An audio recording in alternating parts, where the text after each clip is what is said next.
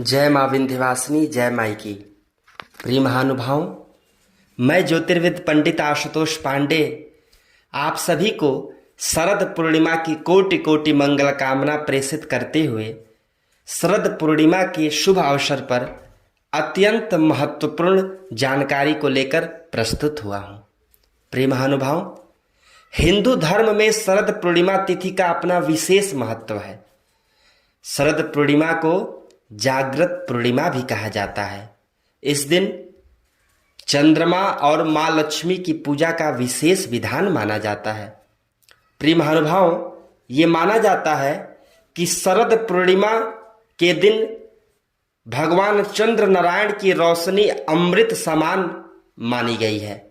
मान्यता है कि इस दिन चंद्र दर्शन और पूजन से निरोगी काया की प्राप्ति होती है। क्योंकि शरद पूर्णिमा के दिन चंद्रमा 16 कला संपन्न होते हैं, इसलिए शरद पूर्णिमा को जागृत पूर्णिमा भी कहा जाता है। साथ ही पौराणिक मान्यता है कि मां लक्ष्मी का समुद्र से आविर्भाव शरद पूर्णिमा के दिन ही हुआ था, इसलिए इस दिन मां लक्ष्मी के पूजन से धन धान्य की प्राप्ति होती है। इस साल शरद पूर्णिमा 19 अक्टूबर दिन मंगलवार को मनाई जाएगी।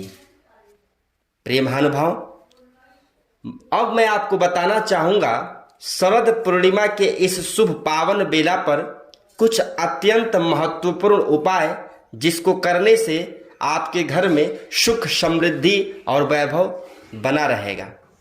प्रिय महानुभाव, आयुर्वेद में शरद पूर्णिमा के दिन चंद्रमा की रोशनी को अमृत समान बताया गया है, इसलिए इस दिन रात्रि में चंद्र दर्शन करें और चंद्रमा का त्राटक करने से नेत्र विकार दूर होता है।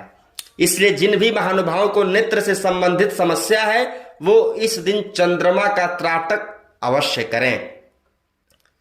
इस दिन शरद पूर्णिमा के समय चंद्रमा की रोशनी में बैठने से शरीर के सभी रोगाणुओं का नाश होता है तथा सांस संबंधित बीमारियां भी ठीक होती है। शरद पूर्णिमा के दिन दूध और चावल की खीर को बनाकर साफ कपड़े से ढक दें और रात भर के लिए चंद्रमा की रोशनी में उसे रख दीजिए।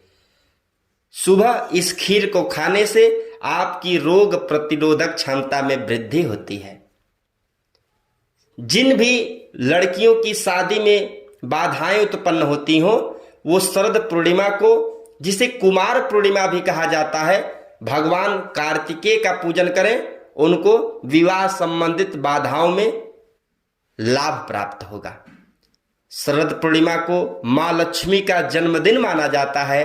इस दिन रात्रि के समय श्री सूक्त और कनक धारा स्तोत्र का पाठ करने से मां लक्ष्मी की विशेष कृपा अवश्य प्राप्त होती है। शरद पूर्णिमा के दिन मां लक्ष्मी को गुलाबी रंग के फूल और इत्र सुगंध जरूर चढ़ाना चाहिए। ऐसा करने से मां पद्महस्ता, मां पद्म प्रिया, मां विंध्यवासिनी, जगत जननी जगदम्बा पराम्बा, मां महालक्ष्मी की विशेष कृपा प्राप्त होती है। और इस दिन मां लक्ष्मी को खीर, मखाना, बतासा और सफेद वस्त्र अर्पित करने से धन संपदा का आशीर्वाद प्राप्त होता है। आप इस तरह इन विशेष उपायों को करके अपने परिवार के और इसे साझा करके अपने रिश्तेदारों के जीवन को सुख समृद्धि वैभव से परिपूर्ण बना सकते हैं। आपका दिन शुभ हो, मंगलमय हो। बारंबार शुभकामनाओं के साथ जय मां विंध्यवासिनी, जय माई की।